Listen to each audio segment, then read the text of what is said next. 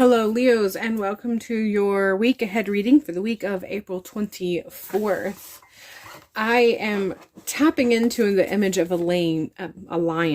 The mane of I tried to say mane and lion at the same time, but I'm tapping into the mane of a lion, and I feel like this is really engaging with that idea of all those positive characteristics that make up Leos, those positive strength characteristics, and how you want to tap into that, how it's going to be available to you for this week, and also engaging with the idea that attributes that people may perceive for some reason or another, or may have been telling you for some reason or another, that these are not positive attributes. You want to shirk those messages. You want to embrace, because sometimes the things that we, for whatever reason, have gone through something and believe are our weaknesses, when we step back and we look at it, we can actually see how they can be our strengths if we use them appropriately. So that's what I'm tapping into, really connecting with the positive attributes of what make up Leos, that strength, that pride, that sense of confidence, that sense of assertiveness, that sense of control, that sense of inner power, that sense of being the master of your domain, all of those sorts of energies that you would attribute to a Leo. And that knowing also the other attributes, like knowing when to pause, knowing when to rest, taking long bouts of rest because you can, or allowing yourself to realize that if you like to rest, as long as you are still accountable and responsible towards your obligations, it's nobody's business if you rest. So these are the sort of things that I'm kind of tapping into. So I feel like there's a bit of self-awareness, and therefore followed with self-acceptance. And then that will open up the path to self-confidence and assertiveness that maybe you have been, in some regard, missing out on for some reason, one reason or another. We are continuing the reading with the Eight of Coins. There is a skill set that you have, that you've been honing. Some of you are very well aware of it. You have been engaging in this practice of honing this skill set. You have actually actively been doing the training and engaging in the training of whatever it is, be it a job or just something that you have as a hobby, or maybe it's just something that you enjoy on the side. It can even be how you parent, for an example. But there is a skill set that you have been spending a good bit of your life, your whole entire life possibly, just gaining information and really honing that experience, honing the skills, honing the ability to do this well. And that's going to come up this week. You're going to look at it from a different perspective, from a different light. You're going to have a better appreciation for it.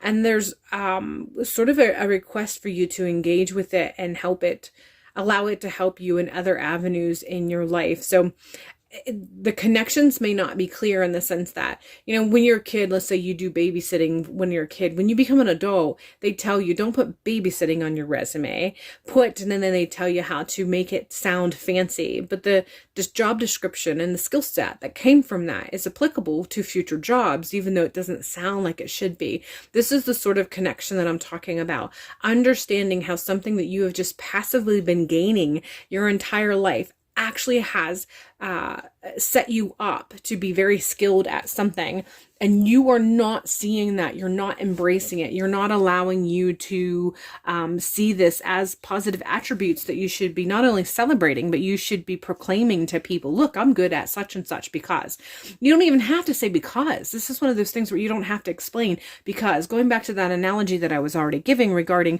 when you babysit as a child, you don't put that you were a babysitter, you put something along the lines of, caregiving for children, or party planning, or for whatever reason, the actual descriptive words are really escaping me. So hopefully the analogy is still translating for you very well. But when you put it on your resume, you don't put those job descriptions that you acquired, or the skill set you acquired from babysitting, and then say, because I was a babysitter. You just put, this is the skills that I gained from work that I did when I was a teenager. You don't explain where you got that. You just explain why it's a positive attribute and why it makes you desirable for whatever it is that you are trying to get, whatever job or position or promotion that you're trying to get. This is the same sort of mindset, the same sort of energy that I'm tapping into. There are attributes that you have gained. There are skills. There are abilities that you have gained, and you have been passively collecting and training these skill sets your entire life, and you are not proclaiming them. You are not embracing them. You are not saying, I am great, and these are all the ways that I'm great. You see them as not